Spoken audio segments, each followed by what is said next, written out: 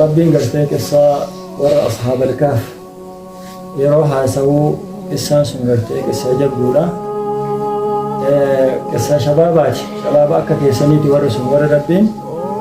هاga arqaatti haga ammallee gana ilaa yawmil qiyaamatti illee gartee qissaan isaanii quraana rabbii keessatti haasawamu kuni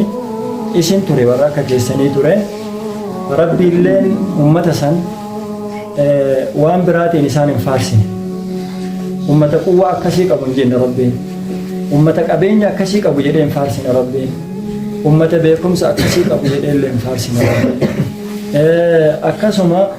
ummata suuraa gugurdaa yookiin qaama gugurdinna akkasii suuraa babbareeduma akkasii qaban jedhee rabbiin isaan hin dubbanne bal rabbiin kenna wanni isaan dubbateen isaan faarseen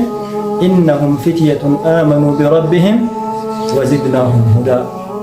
isinillee shaqaqisi rabbi isin haa godhu abdiin nuti isinirraa qabnullee abdiin islaam isinirraa qabullee kana duuba gartee shabaaba keenya dalagaan isin irra turtan dalagaa bareedduudha juhudii keessan san rabbi isinirraa haa jaalatu